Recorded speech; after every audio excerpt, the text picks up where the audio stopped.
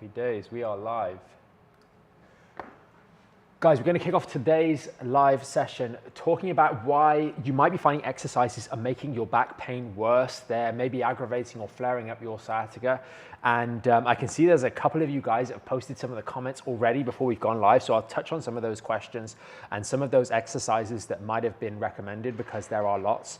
And hopefully this first little bit is going to be really helpful for you understanding precisely why some of the exercises have bothered you, but not to despair. Exercises can help you. The right kind of exercises done in the right way over the right time will really be your ticket to recovering from your lower back pain, or rather, more specifically, your injury to this section of the spine. Whether it's specifically lower back pain, or whether it's pain going into the buttock area, or whether it's going down the leg, whether it's over the SIJs, this will really help you understand that.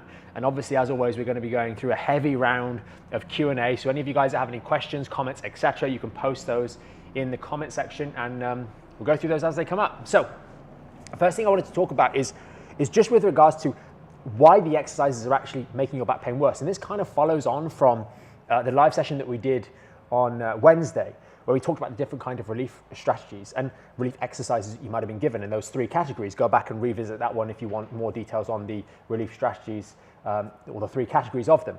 But the first and most important thing is, one of the reasons that your exercises are making you worse is because either directly as a purpose of the exercise, or indirectly through maybe technical errors, which we'll talk about in a second, you are literally just wiggling the bit that hurts, right? You've injured your lower back, it's compromised, and your rehabilitation exercises involve you lying on the floor, hugging your knees, twisting them left and right, bending this way, bending that way, etc., etc., etc. Just fundamentally wiggling and straining the tissue that is injured. There is no talk of stabilizing, providing support, etc. It's just about wiggling and bending. The conversations time and time again, well, your back's a little bit stiff, you need to do some bending. Oh, you can't move very well, you need to bend and twist more. And that is by far and away the broadest brush for why so many of you will find that you're doing your exercises, and at best case scenario you're not getting any better, worst case scenario you're actually finding they're making you worse time and time again. Even in the moment that you're actually doing them, you're like, this isn't feeling better, I'm actually feeling worse from rocking my knees left to right. And last time I did it in the morning, I then struggled to get out of bed because I tweaked my back as I was doing them. Why? Because you're moving joints that are injured, that by definition the two joints are not going to be moving as smoothly. This is why we get phenomenon like the retrolisthesis associated with an L5-S1 injury, such as a disc bulge or herniation. Because the disc that was nice and healthy, like this here, well, not like this, is bulged or herniated, like you see in the model here. And therefore the integrity between the two bones has now impaired, and it wobbles and it shears a little bit. And yes, there's a little bit of involuntary contraction in the small muscles around this area, which make things a little bit worse. So the first category is you guys are just doing wiggling exercises, which aren't actually making the problem better. They're only re-aggravating the underlying injury itself. And then we get into some kind of stretches that we could maybe kind of get on board with, but they're being done incorrectly. For example, the hamstring stretch. Now, we incorporate a hamstring stretch into parts of the program for the relief-based work. As we discussed the other day, the benefit of a hamstring stretch, how it's working is that when done correctly, you are mobilizing the hips specifically into the flexion position. You're improving the range of motion in flexion, so that that improved ability to do flexion at the hip is able to go through is able to take up more of the motion, so that the lower back doesn't have to. And Tiana, this is not pre-recorded. It is recorded while we're going live, but this is live. Okay, this is live. So that's an important thing. So when people do the hamstring stretch, so often you guys are instructed, put your foot up, my foot's on a chair, you guys can't see, and then just reach forward. All I'm doing in this scenario, we have to take a step back and think about the lack of precision and instruction in such cases where that is your instruction. Or, for example, touch your toes, right? Just do that, right? What am I doing here? Let's take a step back and think about it. If you have a very bad lower back injury and you have stiffness in your hamstrings, maybe you can't bend over, maybe it's very, very tight, very, very sore. You have an injury to the lower back that is, these little nerves are being irritated, and they're sending signals down to those hamstrings to make them tighten up like never before. On top of that, we have a vulnerable lower back, because the L5-S1 in this case, or the L4-5, right, the lower lumbar spine, is impaired. So it's very happy, well, it's not very happy, but it will very easily start wobbling in that direction. You guys can see what's happening down here. It'll start doing that. That strains and irritates. That's the wiggling, right? Specifically into flexion, specifically straining the back parts of the disc and the other ligaments that run in between those two lumbar vertebrae. And so when you do your hamstring stretch the way that I just mentioned, you've got the way in which you actually achieve a degree of stretch through the hamstrings is that you extend the knee joint, right? As I extend the knee joint, I lengthen my hamstrings, and then you bring the hip through flexion. And that maximally stretches the hamstrings. Hip through flexion is the important second part there, right? Because it is the hip moving into this position here, or as you're standing, the hip moving into this position here, that elongates the hamstrings. Once the hamstrings get to their end of tightness, they can't stretch anymore, all that happens is your lumbar spine starts to bend to allow the hamstring or allow more movement. And so what we've got here in this scenario where technique is not instructed correctly and a neutral spine is not observed is you have some super strong hamstrings just pulling on that lumbar spine. And you're expecting your L5-S1 that's injured, that's impaired, to deal with a super tight, abnormally tight hamstring. It's just not going to be able to win. And on top of that, a lot of you guys, when you start your recovery work, your proper stability work, there's actually a serious lack of competence and ability to stabilize this section of the lower back. The skill and the strength is not there. So it's very easy for your tight hamstring, for example, and I'm just using this as one example, we could make the same case for the hip flexor, right? If we're stretching in the opposite direction. It's very easy for the stiff, dysfunctional muscles that are being driven by the injury in our lower back, and maybe some pre-existing stiffnesses that were there before we injured ourselves, which contributed to the injury anyway. It's very easy for them to overpower your ability to control your midsection because you're just not very good at it, right? And that's why one of the very first things that we teach in the program is the core engagement, the ability to actually learn how to engage the core. Doing it and then doing it at a strong level are two different things. You will get better at it as you start to do the exercise, but it is something that takes time and practice. So then we move to something like, okay, well, you're doing your exercises, but you're still getting aggravation. You're doing your hamstring stretch, and you're doing it correctly, so you're not rounding your lower back. We got Leo jumping in with a comment. Do I believe in extension bias or flexion bias? What do you mean by believe in? Do I believe that certain people will find that those positions are relieving or aggravating specifically? Yes, of course. Where we're going with that question, please add some extra info, Leo. But following on from this, let's assume we're doing the correct stretch. Why are we still finding our exercises are aggravating our pain? Simply because if you're just using relief strategies, you're not actually building anything that's tangible, right? You're not building any ability to control. You're not building any strengthening through these areas. You're not doing things that are reflective of daily life. So if we contrast this with something like a squat, the squat will progressively improve your ability to do the squat, which is a movement that you do every day. So you become safer, right?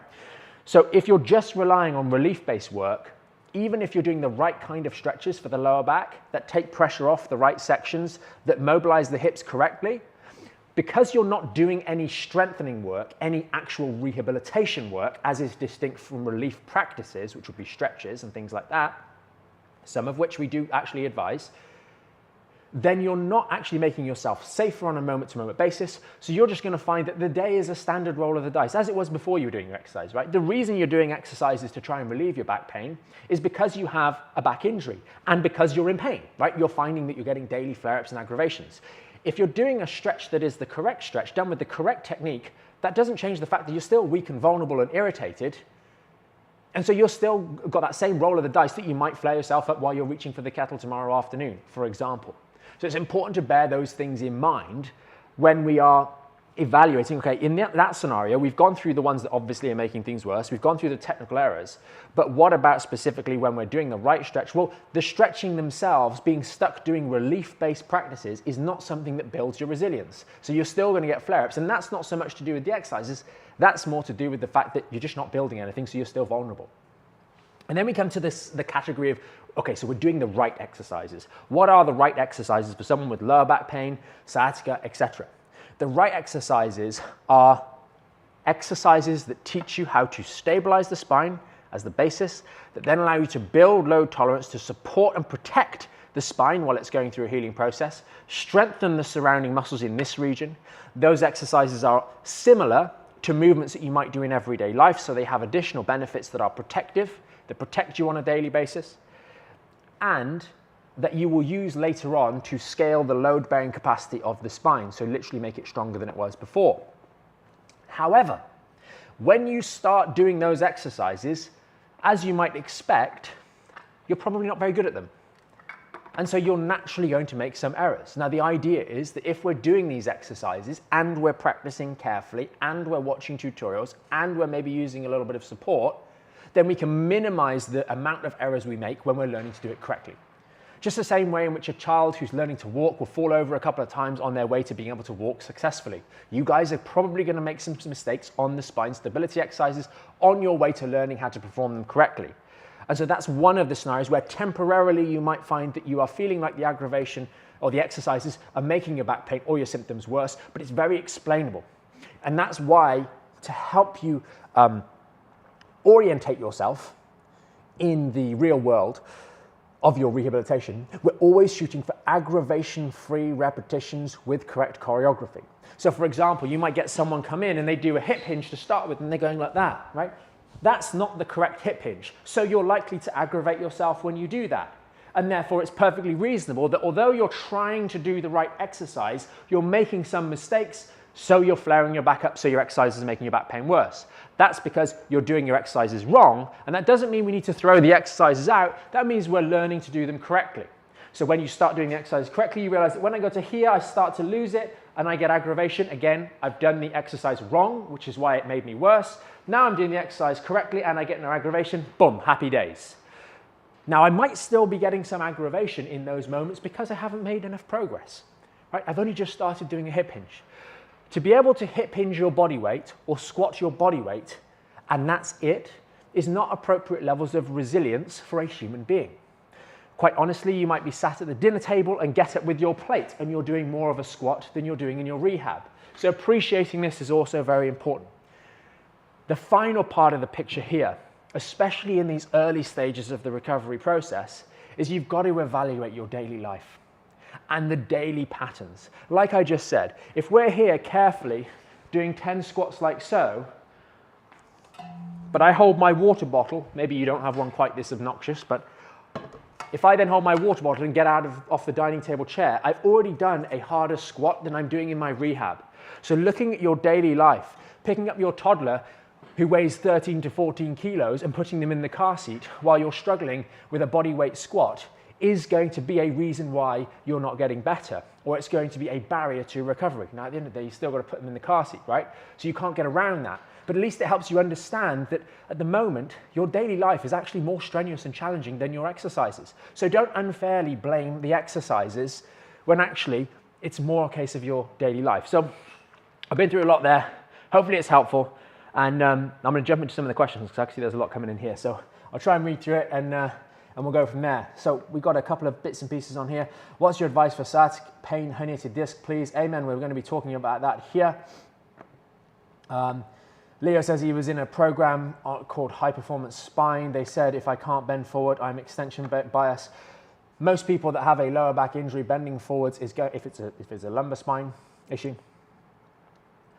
you don't solve it by just bending backwards, right? When you bend forwards, you put strain on the front part of the vertebra here. If you have a vulnerable section, you're going to expose that section in the lumbar spine to more strain. As you bend forwards, you are literally provoking the issue. If you don't know how to hip hinge, you're just repeatedly putting more and more strain through that section of the lower back. Doing extension doesn't build resilience into the lower back. We focus on a neutral spine rather than doing these other bits and pieces about doing a bending one way or another. Just repeatedly bending forwards because it feels nice, or bending backwards because it feels nice, because you have some kind of flexion extension bias. It's difficult to suggest how that reasonably results in you building strength and resilience back into the spine. Fitzy says, can your abs have any connection with your back? I have pain in my abs and feel stiff in my back and hips. Not too sure exactly with regards to the detail of pain in your abs. Is that a stomach issue? You know, having a look at that might well be something to consider. I'm I'm hypermobile. Is there any exercise that can help me with lower back pain? If you have lower back pain and you are hypermobile, you need to focus more on stability. So the latter part of that chat that I was just having is going to be more important for you, learning to stabilize the spine. It will probably be a little bit harder because of the tendency to be a little bit more mobile. But for those of you that do have maybe a more formally diagnosed version of hypermobility as well, building strength and stability is your ticket. And you will find that your hypermobility, providing it's not to the point where you've got joints dislocating all over the place, right, which is generally going to be much more rare, your greater than average level of mobility is going to be an asset if you build the appropriate levels of strength. That's the important caveat. Matt, do I need to still be doing these exercises every day after a year of doing them and feeling better?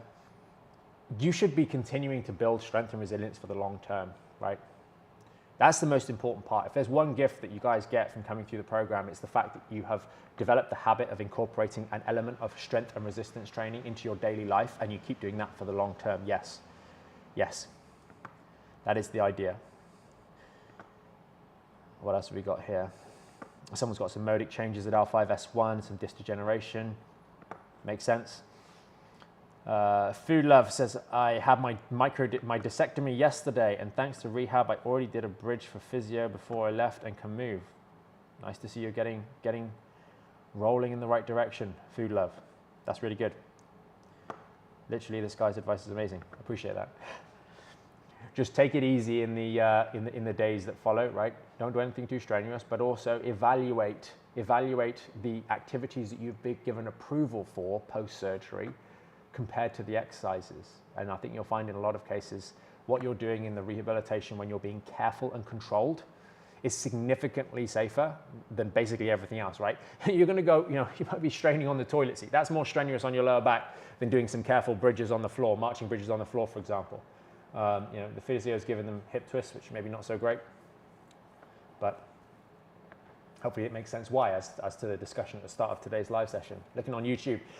What's your opinion on prone alternate leg and arm raises? So I've undergone 2 disectomies in the L5-S1 level of the lumbar spine. So that's the green to the orange down here. Last one in October 2023. I don't think that's particularly valuable. One of the really important things that you need to have in your rehab is it needs to be applicable to daily life, because you're not just working out for the 30 minutes and then forgetting everything. You're working out for the 30 minutes so you can actually get some additional spillover benefit. That's why the squats, the hip hinges, we're teaching you principles of engaging the core. The expectation is that you learn how to do that so you can make yourself safer on a daily basis when you're moving around. Not so it goes out the window the moment you finish your exercises. So we need to apply these things. And if you're lying on your front, just doing this and this with your arms and legs, I don't see the value in there. It's not applicable to your daily life at all. Carrie said, sorry, I just joined the best exercise for sciatica, really struggling for 6 months now. There is not a best exercise for these things, guys, okay? There is not a best exercise. And Susan said, so painful, done so many exercises to no avail, right? You're doing a goal-orientated program, and you either succeeded it or you continue trying, right? And what I mean by that is, a squat is a great exercise, right? A squat is a fantastic exercise, but you need to be doing the squat in the right way, because if I say, for example, to Carrie, I say, oh yeah, the squat's a great exercise. Why? Because it's teaching you something that you do every single day. It's teaching to stabilize the spine. It's strengthening your core. It's strengthening your hips. It's improving your movement, etc. Then Carrie will just do 10 squats a couple times a day for the next 6 months and be like, well, why am I not better? Because you're not doing an exercise. You're doing a rehabilitation program that is goal-orientated. What's the goal? Improve the support for this area so that it can go through a healing process and build the strength of this area and the surrounding tissues. That's the goal. It's very easy to measure. And it's just a case of how long is it going to take you to get there, right? And as you go through that process and you build strength and resilience, you can measure it. You measure it how? By the load that you're using on the squats and hip hinges. You're not going from doing 10 reps to 20 reps to 30 reps to 40 reps. No. You're doing 10 reps, maybe a couple of sets, right? But you're increasing the load on those exercises to give you an objective measure of your current level of resilience in the spine.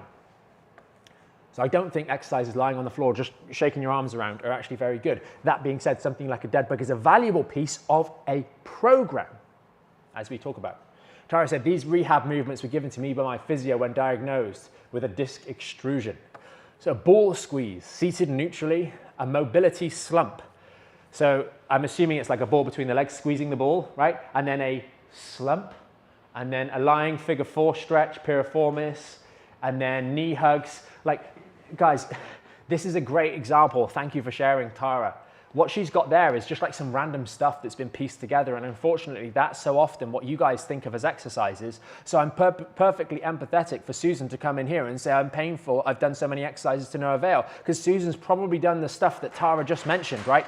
That's not rehab.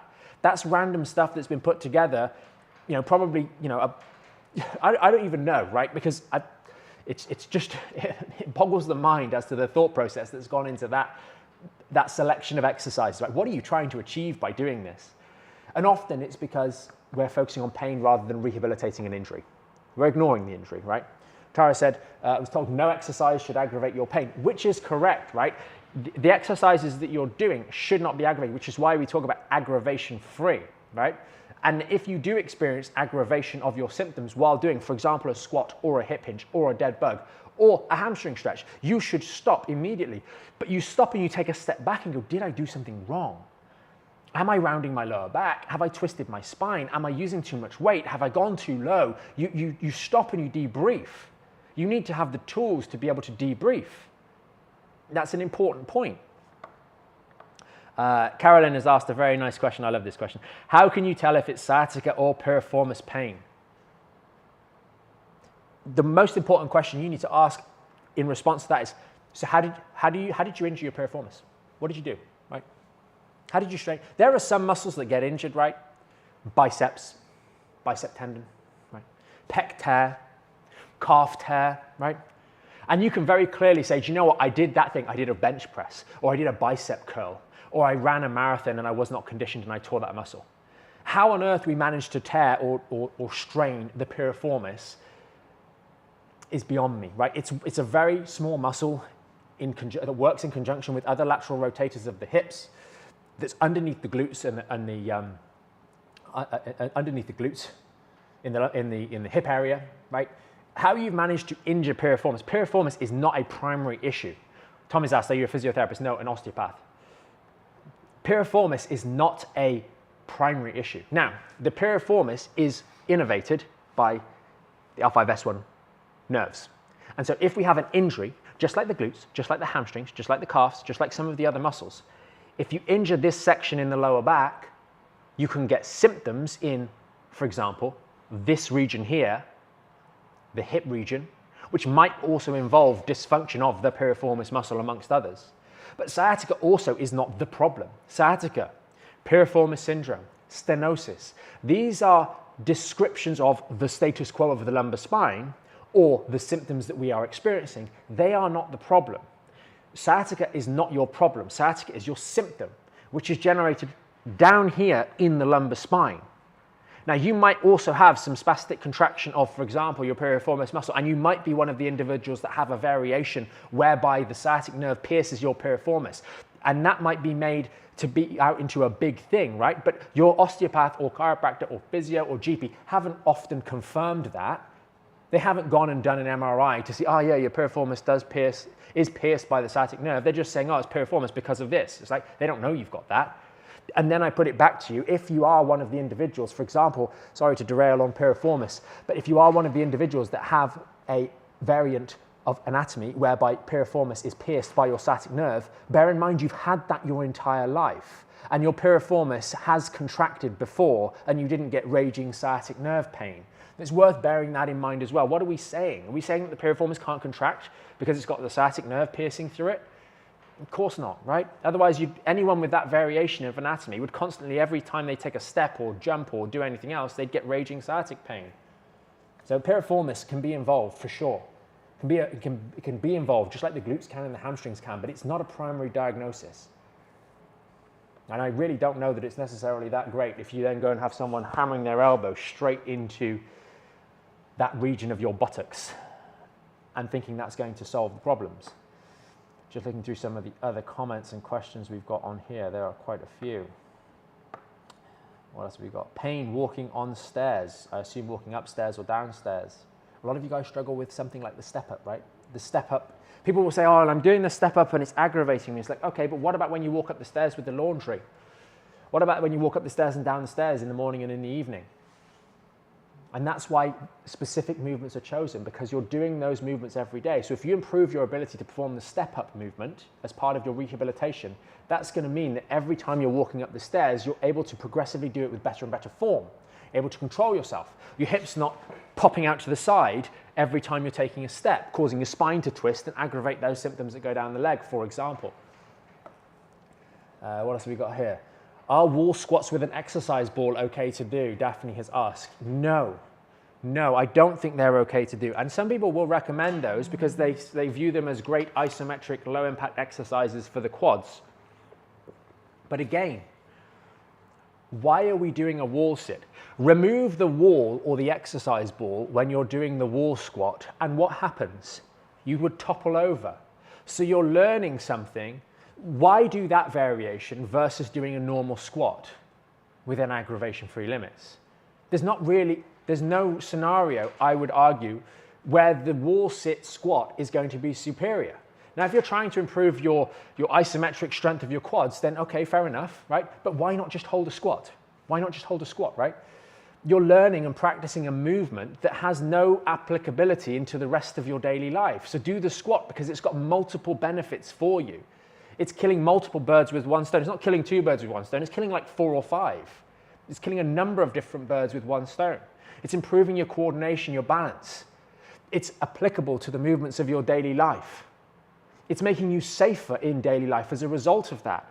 It's also a great way of learning to activate and control these muscles in coordination. It's also useful for you to build the load tolerance of your lumbar spine as you increase the weights. And the more you practice it, the better you get. So you benefit in all of those different ways from doing one exercise and getting good at one exercise. Lewis says, been doing RDLs and squats for 6 weeks, but after 50 kilograms on Friday, last night my back flared up badly again, painful and stiff, can barely do bodyweight hip hinges. Why is this? I don't know if it happened after the workout, during the workout, what were we doing after the workout? There's lots of other variables, Lewis, that hopefully I saw you joined the program last night. I feel I was around phase 4. Please start at phase 1 to cover the material from a strategy point of view. Get Lewis, and the same for any other new members, right? Go back through the program properly this time. I know Lewis, for example, had been doing a lot of the stuff, seeing the content online and working his way through it. Cover that, but also pay serious attention, Lewis, specifically to the Your Back Health section. That is the education. That is almost certainly the bit that has been missing in this equation. Get some videos recorded of your squat and hip hinge currently. Let's have a look at those after you've been through the phase 1 material. And I would suspect, Lewis, you'll move into phase 2 and 3 and back up to phase 4 within a very short period of time. But giving us a little update after you've been through that phase 1 material, and I would suggest the phase 1 material from the Your Back Health section, which is a few more videos, right? It is a little bit more. Maybe you don't have to get through all of it, but start covering some of that. You'll start realizing that there are some errors that we've been making in the past. Again, I'm not sure why the back flared badly last night. Simple little things, right? We go and do a work. Maybe our technique's not quite as good as we thought it was, right? That happens, okay? Maybe we're doing some other things afterwards. Maybe we've done some other things that day. Cumulatively, maybe it was too much. So a great story for you guys to help you appreciate this, right? About 2 years ago now, I was digging out the driveway, right? We were digging out to put some new driveway in for the car.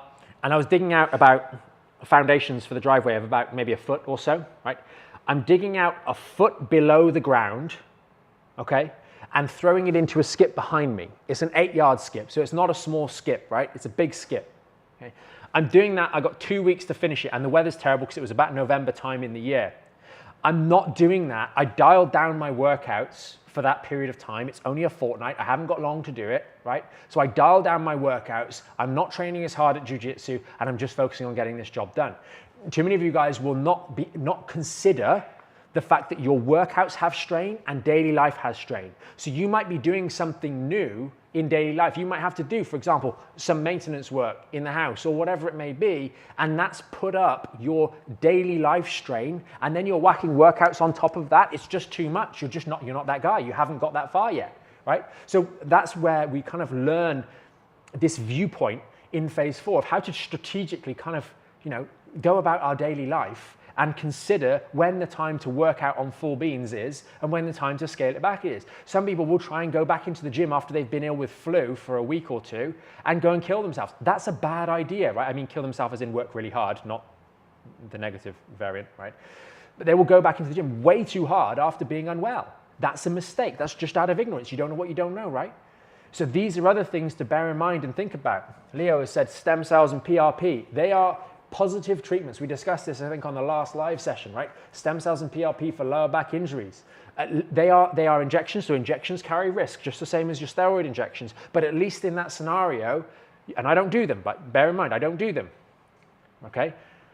But at least in that scenario, the mechanism of action or proposed action, researchers and people can get into debates over how efficacious it is, how much it works, etc. But at least it's trying to do something positive. It's trying to help the tissues heal. It's trying to support the healing process, right? And I think if paired with your proper rehabilitation work, it makes sense. It's a bit more expensive, but if you're going with someone good, that kind of makes sense, right? You can at least get on board and start having a discussion about it that's fruitful. Grant has says, I have to put a hot water bottle on my back 1 hour before I can move without pain every morning. A lot of times you guys feel worse first thing in the morning because inflammation builds up overnight in the lower back. And that inflammation means that the moment you move in one direction or another, because you change the height size of these holes as the spine moves or twists or you go to get out of bed, that pinches and creates irritation. HRNH says, can I subscribe to a program? Yes, we have a program on, you're on TikTok, so you can go over to the link in the profile page. We have one program. There's only one program. It's the Back in Shape program to help you guys with lower back injuries recover effectively. What else have we got? Can you recommend any hip exercises, please? Mark's asked. Specifically with what in mind there, Mark? A squat, a hip hinge, a step up, and a single leg hip hinge. Those are all hip exercises. If they're not a hip exercise, what are they, right? It's worth thinking about. Tommy said, unfortunately, had chronic pain over a year. CA said, what's the best thing to start in the morning?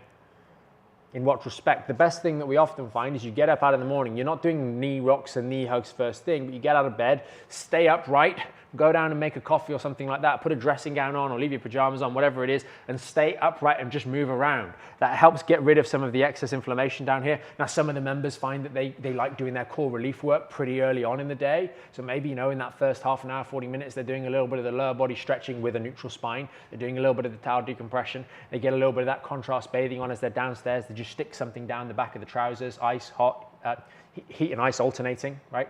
Not hot only, like what Grant's doing. Not hot only, I repeat, not hot only, right? And that helps get them going. It helps calm down more aggressively that inflammation that's accumulated down here, and then they're ready to rock and roll. But it's very common for that stiffness first thing in the morning to subside after being up for about half an hour to an hour. Why? Because you start moving and you drain the excess inflammation. Make no mistake, your back did not get injured overnight, right? If you're waking up with discomfort, with pain, with soreness, with exacerbation of your symptoms, it's because of what you did yesterday and that you've been still all night. Now, sometimes you roll over in bed and all of a sudden you get some shooting pain. It's because of what you did yesterday, it's not your bed. Now, admittedly, if your bed's like 20 years old and it's bowing in the middle, get a new bed. But the vast majority of you don't need to go out and spend thousands of pounds or dollars on a new bed just because you've got back pain. It's generally quite unnecessary. Hopefully that makes a bit of sense.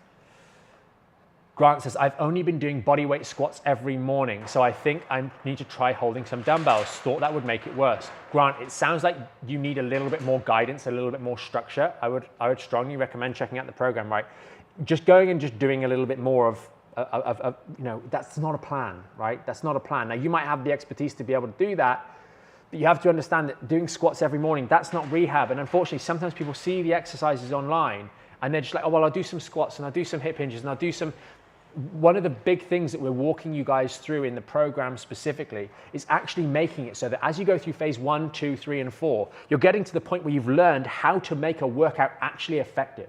The purpose of your workout, whether you fulfilled it or not, is only really able to be confirmed in retrospect. You look back 6 weeks, 12 weeks, a year, whatever it may be, and you say, I am objectively stronger than I was before because I have progressed through the workouts. If you're just randomly doing like 10 squats here and 10 squats in the morning and 10 hip hinges over there and 10, that's not a workout. You're just doing random stuff. You may as well be doing get out of a chair 10 times. That's not rehab. I repeat, that's not rehabilitation. That's just random movements, okay? And random movements don't get results, right? It might feel nice while you're doing it, but that's not rehabilitation. Johnny said, when in phase 3 out of 7 days, should we take off when we do all the exercises? And can we throw in some upper body exercises when we've done our daily rehab? And when doing the hip hinges, will it benefit from doing some of the negatives and slow? Okay, so a couple things there from Johnny. Number one, don't worry, focus on getting to phase 4 before we start adding in other exercises, right?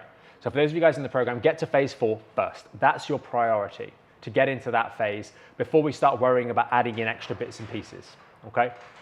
Very, very important. In phase 4 specifically, we talk about the additional workout library. And the additional workout library is a series of other upper body, other workouts that can fit in nicely into your 7-day, or weekly routine. So they are there, but you've got to do that at the right time. With regards to adding in negatives nice and slow, that's something that I think is worthy of a conversation inside the members area, Johnny, so make a post in there. But typically we might talk about doing that when we're doing, for example, some range of motion work, which again comes in phase 4. If we're still messing around with 5, 6, 7 kilo kettlebells or dumbbells on our squats and hip hinges, we don't need to really worry about improving the range of motion. We need to improve our loading capacity first.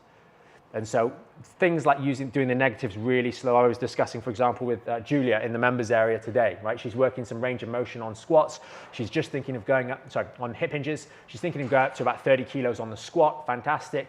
And her hip hinges were nice and slow. And she's really going through the range of motion slowly to push that range of motion. But that's phase 4, not phase 3. That's phase 4, not phase 2. And that's certainly not having just started the exercises. So hopefully that makes a bit of sense, Johnny.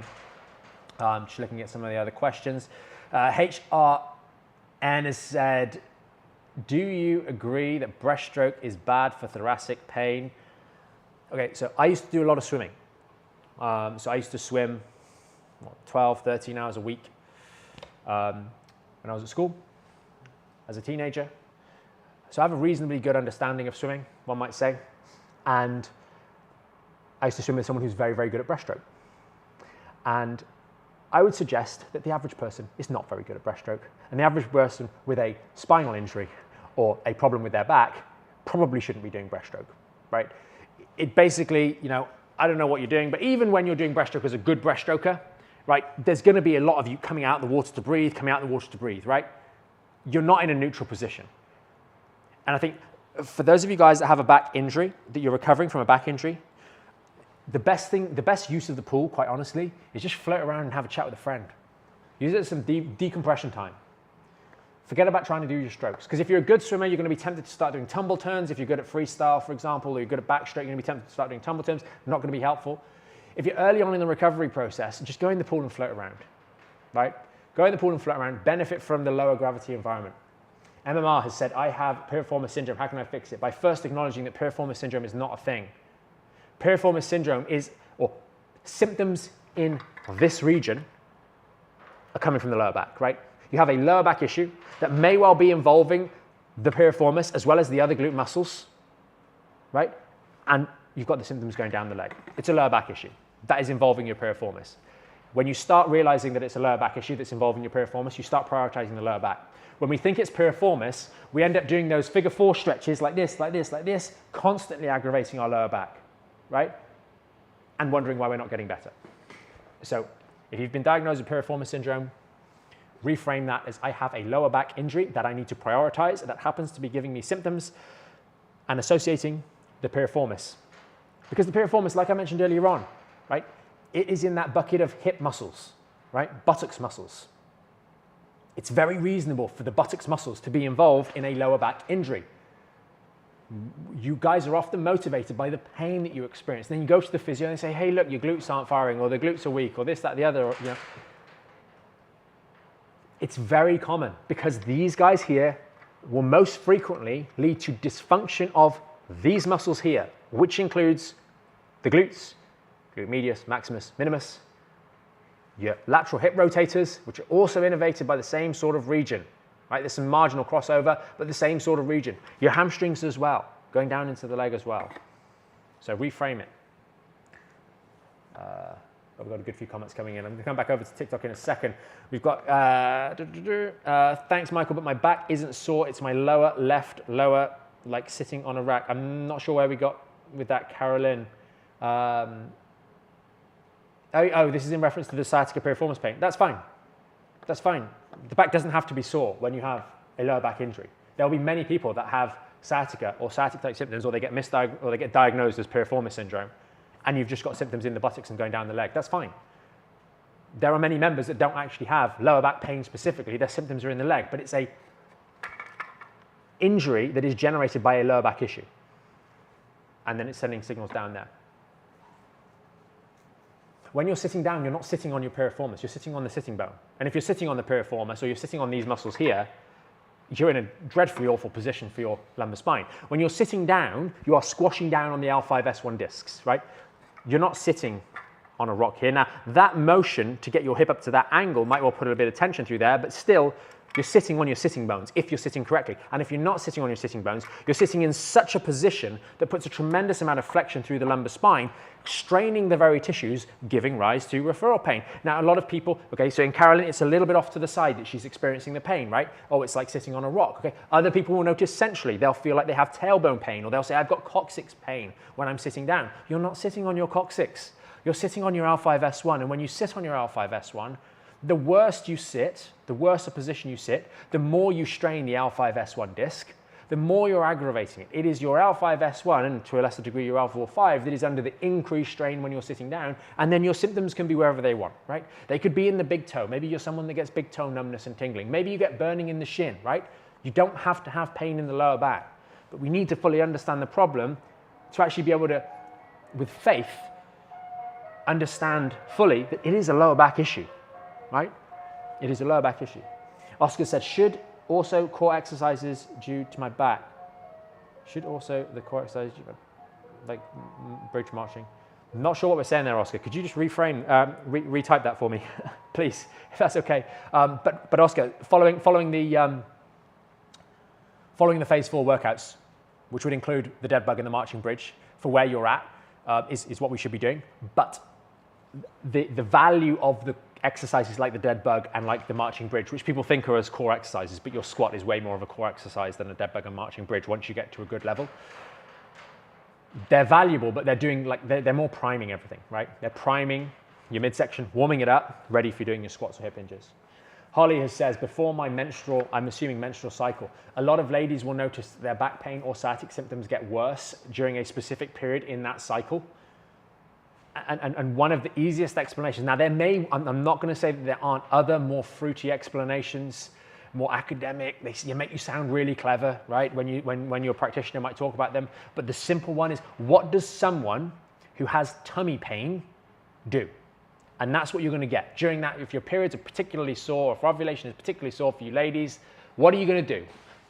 Ouch, right? Ouch. You're not going to be sitting there like this, right? Because that hurts, right? So you're in this position. What's that position? It's flexion. You'll be a little bit more forward bent. You're going to be a little bit more flexing over, a little bit more hugging a hot water bottle, that kind of stuff. And that's not going to be ideal if we've got a lower back injury. You just have to acknowledge that. We have many ladies come through the program that have these kind of issues. They start to notice, yeah, actually during my period for that 2 or 3 days, or 3 or 4 days, or 4 or 5 days that it's particularly bad, I always feel like my back pain's worse. Or maybe just after. Very, very, very, very common. Understand why, and then in those periods, you just literally periods of time, right? You just don't push yourself on the rehab work, right? You settle in, and then you push yourself again afterwards, right? And get into a bit of a rhythm on that, right? Oscar said, should I do the, yes, you should, Oscar. Oscar, follow the precise workouts, please. So your phase 4 workouts, Oscar. Nick Stewart says, L4, S1 fusion, still pain 1 year post-op. I'm 27, going back to doc on the 27th. So many times you guys don't get the proper rehabilitation work. Nick and others, right? We've had people on the live sessions comment, you know, I just paid 10,000, 14,000 pounds. I can't remember exactly the amount it was. I just think of this person relatively recently. And I did the operation and they sent me out afterwards, right? Like so many times you don't get the rehab. And Nick, like what rehab have you done? If you're still live, right? What rehab specifically? Not I did physio. What specific exercises did you do? With what kind of loading, right? Or were you just doing some bending and twisting stuff after a period of time? Oh yeah, we've got to get that back moving again now. You've had the fusion. We've got to get that back moving, right? Often that's what's done. And that's not rehabilitation work, right? That's not rehabilitation. So it perpetuates, right? Because we haven't actually done the rehabilitation work. What do you say, breathing triggering my L5S1? I assume, Leo, that means you're breathing a little bit extremely, and maybe moving as we're doing like a deep breath. Les says, hey Leslie, in that right now, it's so painful. Well, otherwise there's cramps. Okay, yeah, I probably will. I try and do, I think this is the context of the menstrual cycle stuff. I probably try and do a little bit of contrast bathing on the lower back to help calm down because you're kind of irritating the lower back. But I'd also be trying, if you can, to do some bed decompression and towel decompression, just to offset that, right? Because you're constantly kind of flexing into the lumbar spine. And so that's not going to be ideal. And that can create a bit of irritation. And so at least if you're doing a bit of flexing while you're there, getting a bit of towel decompression done to open it back out again can be helpful. General has said, is acupuncture good for sciatica? It can be helpful, but as long as you understand what is it doing, right? So in the cases of sciatica, you might have symptoms of tightness, etc., going down the leg. Your hamstrings might be tight and locked up. They might be getting those signals from the nerves down the bottom here. And so in that scenario, if you're finding that you can leverage acupuncture to help calm down that muscle spasm as part of your holistic rehabilitation approach, you're leveraging a bit of treatment like that, fantastic. But if you're expecting your acupuncture to fix your injury that is at the root cause of your sciatica, then we're wrong, right? We're wrong, right? And so that's why you'll see people say, oh, acupuncture fixed my sciatica for 3 days, for 2 days, for 20 minutes after the session, right? Well, no, it didn't. It managed to calm things down so that the irritation wasn't there, but the injury still remains. And that's why we need to, this is the biggest mistake you guys make, is you view back pain as your problem. You view sciatica as your problem, rather than a back injury that is, as your problem, that is generating symptoms in a variety of different locations, depending on, as you see, there's lots of people with different symptoms on the live, right? Amy, got mild degenerative changes in the spine and in constant pain. One of the things that we really need to be clear about is, are we in constant pain of the same sort, or are we regularly in pain? These things are really important, and so often it's tempting to be really frustrated with the pain. So we say, I'm in constant pain. But then when we actually dig into it a little bit more, it's like, okay, well, I'm doing a bunch of things anyway. So I'm in a low grade level of chronic pain. That might be the case, right? What, in those sorts of scenarios where Amy is like, okay, think about Amy. Well, how could you take it from like a 2 to a 10? What could you do to take it from a 2 to a 10? That sometimes gives us some good insight and allows us to move forwards. But do not underestimate the case that you can have a relatively minor injury to the lower back, such as, for example, mild degenerative changes at L5S1 or L45 in the lower back. And you can be suffering with a major impact of those on your day-to-day life, right? But if you start doing something to build control and build load tolerance and get in place better habits and a bit of education, then you'll start to move in the right direction. It can take a little bit of time, but you're changing your body. Oscar says, what causes the flat back posture? So this is in reference to Oscar uploaded an MRI and an X-ray to the members area, and we see a significant pelvic tuck and what's called a sway back posture through the lumbar spine, meaning that the upper lumbar spine, which should be bending backwards, is actually bending forwards. At around about, I think it was L1-2, it was bending forwards a little bit, right? The important caveat here is that these were off weight-bearing MRIs. So we have to take them with a large pinch or maybe a small handful of salt to make sure that we don't overstep what we can actually infer in terms of alignment from the MRIs. That being said, from experience, it's reasonable to suggest that we probably have a little bit more of a flattened lumbar spine, if anything, even when we stand ourselves back up again. And I think that it's how you've used your body, right? I've mentioned it before, guys. We used to more frequently in clinic use these to change people's spines. It's called spinal remodeling. It involves lying over this thing for 20 minutes, okay, consistently a day. If you do that, providing there are certain considerations with regards to the amount of degenerative change that might be there, et cetera, but, and the exact nuance, of one individual spine over the other, but relatively consistently, lying over this for 20 minutes a day with a stretch on, it's in your lower back, will improve the rate of curve in the lumbar spine by around about 25%. That means you can add on 10 degrees. The lumbar curve should typically have around about 40 degrees of curve going through it. You can increase that by about 10 degrees in that time frame, 3 to 4 months-ish, okay? And for those of you interested, there's 2 example cases of a lower back and a neck from the clinic from years ago on the YouTube channel. You can see the video, I explain it and everything with the x-rays, etc. But that's just 20 minutes a day of a sustained stretch. Why? Because when you're in a sustained stretch position, you end up putting strain through the ligaments. Now, Oscar, you got to have a think back, right? What have you been doing over the years? Have you been sitting like this? You know? I know for me at university playing video games, right? How many hours would you sit like this? Are you thinking about the sort? It's that kind of posture. Is that kind of slumped in a chair posture? Have we been doing that over the years? Have a think back to when we're chilling out, when we're not doing too much, what are the kind of postures that we adopt, sorry. That will give you the clues of how you get into that kind of position. And then habitually what will probably happen is when you start standing up, you then stand like this. Okay, I'm over-exaggerating the posture here, but I'm pushing I'll just try and stand in front of the right bit of there we go. I'm pushing my rib cage back, and I'm doing a pelvic tuck. And you can see that quite clearly on the X-ray and the MRI, but I stress it's lying down, so we can't be 100% accurate with the inferences that we make, Oscar. Just going back over to TikTok, what else we've got? We've got a couple of you guys.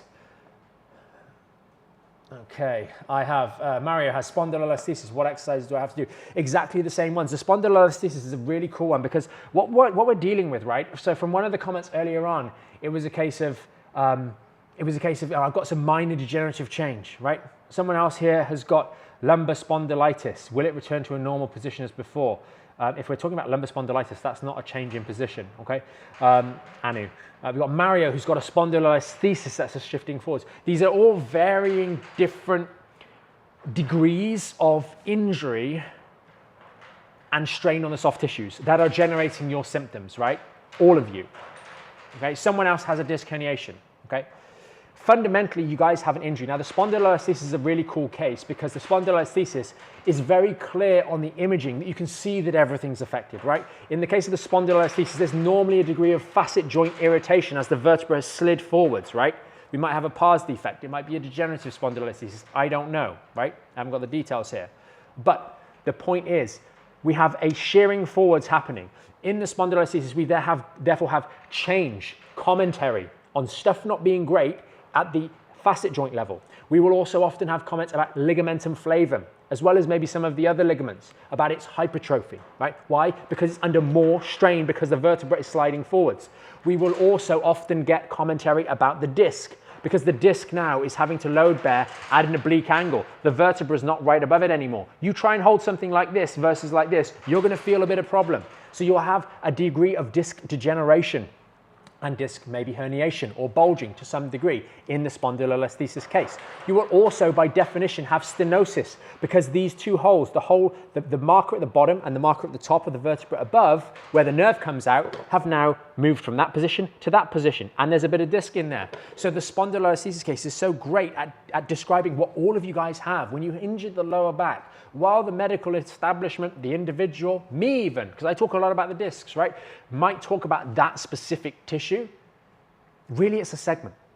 And really, your best understanding as an individual with the problem is that it is a lumbopelvic issue that you're gonna provide some stability to and build up the load tolerance of the lumbopelvic area, because you're not doing anything to the left-hand side of L5S1's disc. Your rehab doesn't change if it's on the right-hand side. Someone else here has said, Mortiz has said, I've got an L4-5 disc protrusion, right? His rehab doesn't change to the other comment that said, Mario, who said he's got a spondylolisthesis. It doesn't change. It's the same thing. And then we've got Gregory coming here saying, I have severe osteoporosis, my DEXA lumbar spine. They don't know why I'm worried. Well, that's because they're not very empathetic, perhaps.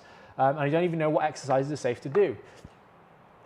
Something with focus, right? Because Gregory, they probably didn't say, goodness me, Gregory, you can't get up out of your chair and go home now, right? So for someone like Gregory, who's got maybe the osteoporosis, you need to have the medical guidance from a point of view of the bone density to see that they're doing pharmacologically, where appropriate, what they can do to help you there, right?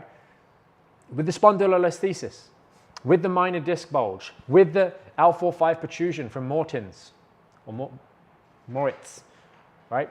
You guys all do the same thing, but those of you with more severe additional factors need to be more adherent, need to be more strict, right? You can afford to make mistakes less.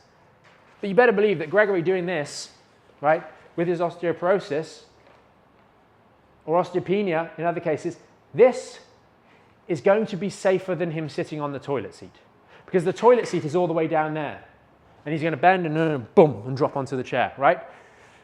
But this is careful. This is controlled, right? It's worth thinking about these things. We don't need to be fearful, but we shouldn't be reckless. We should not be reckless if we have more objective. We shouldn't be reckless anyway, right? We shouldn't be reckless anyway when we're doing our rehabilitation work. I have to sleep in an upright position with 3 pillows every night, or my fingers go numb in both hands. As soon as I sit up, a feeling comes back into my fingers. That would be a neck issue. That would be a neck issue that you've got there. What is the difference between that and the towel? The Denerol is a lot stronger, Oscar. The Denerol is a lot stronger, an awful lot stronger.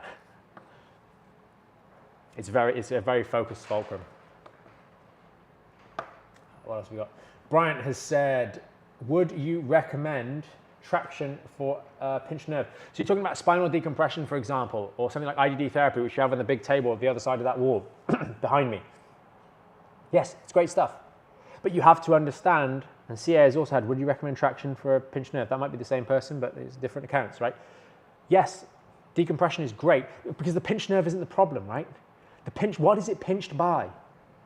This is a failure of the terminology that is used to you guys as patients, that then gives you concepts in your mind of something that's other than the actual problem. What should be said in those cases for Bryant and CA is that you have an injury to the spine that is perhaps it's a disc herniation hitting the nerve, perhaps it's some kind of injury to the segment that is creating inflammation that is irritating the nerve. Either way, we've got a compressive injury, because that's how the back gets injured, right? It's compression, maybe compression with a bit of bending one way or another. There we go, Bryant said, MRI shows disc herniation, right? So it's a disc herniation. We shouldn't be talking about the pinched nerve. And that sounds pedantic, but if you're just talking about the pinched nerve, well, what can you do to unpinch the nerve? Bend forwards, do a knee hug, do sciatic nerve flossing. Why? Because when you do that, you make the space larger. But if you're talking about fixing Bryant's actual problem, which is that the disc herniation and the inflammation around there perhaps, as well as maybe directly, is irritating the nerve, we now can set about strategies that are going to actually help the underlying injury, because we've correctly identified it. And too often, the reason you guys get the inappropriate exercises, which, circling back to the start of today's live session and the topic, why your exercises make you worse, is because you're seeing some well-meaning individuals that are trying to help you with a pinched nerve. And if it's a pinched nerve, you just unpinch it, right? What can you do? Quickly change the position. That's where a lot of those hacks that you see online, fix your sciatica in 30 seconds by getting into this funny position, right? And boom, it's gone. That's just because you moved in a funny way that just opened up the hole. That's not fixing the problem. That's just a little funny hack that allows you to circumstantially change the position to open out the hole. Very, very different in those sorts of scenarios. So can traction or spinal decompression, such as the IDD therapy, be a valuable tool to help you guys go through the recovery process? Yes, but it's not strengthening, right? It's not strengthening. You don't get off that table healed, right? It's helpful, but you must pair it with rehabilitation work to help strengthen up that area. Very important. And you need to be going to see a clinic that actually fits things together correctly, right? You can't get off the table and then start doing forward bending movements like that, right? Education is important to go alongside treatments and treatments that you might be doing. Georgie has said, someone else, I'll just go to this one first. Kamisha has said, does discopathy cause so much pain in L4-5? Yes, it can.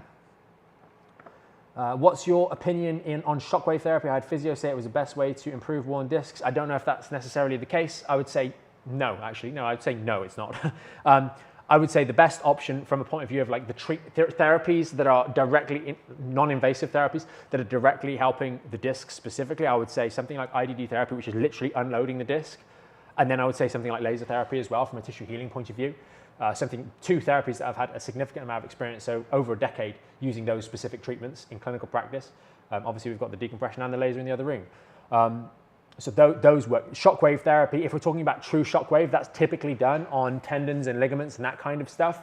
I think using a proper shockwave machine directly over the spine might well be a little bit challenging. I always remember using and trialing out one called Storz, which at the time was a quite high-end shockwave therapy machine, and it didn't quite do it. You couldn't make it work, right? So yeah, that's my 2 pennies on that. Mandy says, I have 3 bulging discs and I have an indentation on my thecal sac, seeing the doctor next week. Awesome. What are you going to do in the meantime though, right? From a rehabilitation point of view, what are we doing in the meantime while we're waiting to see the doctor? The answer is we're doing lots of things, right? Lots of things around the house, right? And all of those things can potentially be aggravating factors. And if we've got 3 bulging discs and one of which is particularly bad, that really talks about the reality that is true for more or less all of you guys, is that when you've been struggling with these things, and I doubt, for example, Mandy has been struggling for a day or a week, it might well have been going on for a longer period of time. When we've got 3 discs that are injured in the lower back, degenerate, bulging, whatever you want to call them, right? It's usually going to be this one, and this one, the last 3, and maybe the last 1 or 2 are the ones that are particularly bad. But we have been perpetuating that problem. We've got habits of constantly rounding and bending the lower back, movement patterns that need to be or can be improved significantly.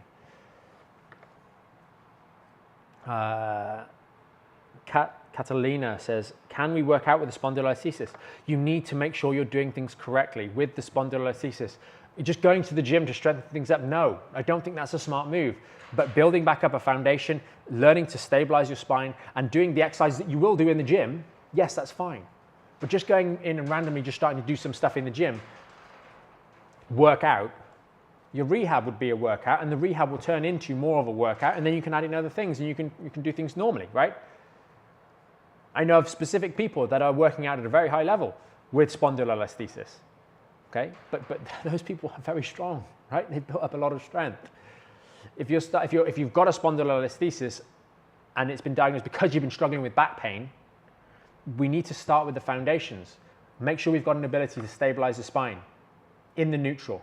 Movements like squat and hip hinges to start to build load tolerance, and using those to build the tolerance around that area of the lower back. Yes, that works, and that is working out. But it's just making sure that the principles that we teach in the program, the phase 1, 2, 3, 4 process, is just about how to safely and responsibly start working out, right? If you're going in the gym to do any exercise, right? First of all, what do you want to know? You want to make sure that you can actually perform the movement correctly, so you're not going to injure something. Technique, right? Technique, and you're not challenging yourself when you're doing the technique. You're getting it right first. Then you might play around with you incorporating some element of weight or load in your hand to make sure that you've still got that choreography. A very small step, a kind of sub-step almost. Then you need to figure out how, with the correct technique, you're able to do the bench press. Use whatever machine you want to use, right? In the context of back pain, do the squat, right? What's the right amount of weight that we need to use so that we're actually effective? Because we have a goal of building strength, stability, our chest, our back, etc. And then we do that over a period of time. That's true whether you want to train arms, shoulders, back, rehabilitate a knee, rehabilitate an ankle, you've got to get technique right first. So just saying, I'm just going to go to the gym and assume you have the competence to do those movements and that you're not going to fall into errors when you haven't even discussed what the errors could be, can be a little bit risky. And I think that's why a lot of people are put off going to the gym, because they're not building a foundation of technique, because it's boring. It is boring. And Luke says, how do you reduce retrolisthesis pain? Exactly the same as what we've been discussing with the spondylolisthesis. A retrolisthesis, usually at L5S1, right, is shearing backwards, very commonly associated with a disc injury at that same level. Lewis says, I go away in 28 days for a month. The flight is 16 hours. What would you suggest? Make as much progress as possible before then, Lewis. Make as much progress as possible before then. But when we're on the plane, packing your bags a couple of days beforehand, slowly, not trying to rush the morning before you leave, giving yourself plenty of time to get to the airport, get through the airport and get onto the plane, trying to take breaks while you are in the air, getting up, moving around, reclining the chair, using the little cushion that they give you to support the lower back in a reclined position. taking your massage gun, maybe some biofreeze is a nice one. You can put in a little gel, right? Catalina said, General says, specialist at Harley Streets reckons they can fix me. If anyone's telling you they can fix you, I would be cautious, right? No one fixes you. People can help you recover, and you do the rehab and they deliver their specialist expertise, maybe treatment intervention. That's sincere. Saying I'm going to fix you is part of the reason so many of you guys struggle, because you think that the way in which that's discussed in the conversation is like, hey, this guy's going to fix me. I'm going to give him this money and I'm going to be better. That's not how it works, because they can't fix you and make you able to do the squat, hip, etc. They can help you do that stuff. They might be just delivering a treatment, an injection, a stem cell therapy. They might be doing some kind of other treatment, non-invasive treatment, whatever it may be, right? That's their role. You have to do the rehabilitation work. They should be talking about a collaborative effort between you and them to get you better, acknowledging that you do the healing and you do the work outside of the clinical environment. So be mindful of that. And yes, the sorts of things that you will be lacking if you have a spondylolisthesis, Catalina, and same to the retrolisthesis comment, the sorts of things you are lacking will likely be associated with vulnerabilities in the knee. For example, you've probably not got very strong hip muscles, you've probably not got very strong hamstrings, you're probably not very good at a squat or a hip hinge and able to stabilize, and that's also going to have an effect on the knee. And last one here, what is actually likelihood of becoming pain-free and lifting again with an L5S1 disc protrusion? LB has asked. That's literally what our members are doing. So, like, yes, yes, yes. You will be able to if you do the work, right? Not only that, you will be doing lifting in the program. So, yeah, of course, you'll be able to. It's not only will you be able to, you will need to. That is the whole point. So, guys, it's been a great week. I'm not gonna overrun too much today. Hopefully, this has been a helpful live session for you guys. If you need more help over the weekend, if you've been struggling, if you're in the membership area, the members group, sorry, in the program, then go into the members area, give us a post, give us an update, let us know how you're doing with your exercises, let us know what's stopping you moving on to the next phase, a great one, right? Post in the group there, let us know, hey Mike, I'm struggling to get from phase 2 to phase 3, phase 3 to phase 4, from 20 kilos to 25, let us know and we can help you guys get to the next level. That is what the members area is there for, to help you guys. Those of you guys that have been struggling, if it's an L5S1 disc protrusion, if you've been struggling with spondylolisthesis, a number of you guys commenting today, if you need more help, check out the links on the profile page if you're watching over on TikTok, right? There's a video there that explains. There's also the same video on the homepage of the YouTube channel. There are links there as well to the website, backinshapeprogram.com. You can sign up there, join the program, and actually get a structured plan, right? And the great thing, the reason we did that video, it's basically the welcome video, right? When members join. And we just put it up front, right? Why? Because we're honest and proud of what we've created in the program. In that welcome video that is visible on the website, before you sign up, you can see all of the detail that we have in the program, the way we lay out the structure, the copious amounts of instructions, the tutorial videos, the live workouts, the members area, the support, all of that kind of stuff. And if you like it, then get involved. So I'll leave you guys. Have a great afternoon, and we'll see you guys next Monday. I think next Monday for live. Thanks for joining, guys. Take care.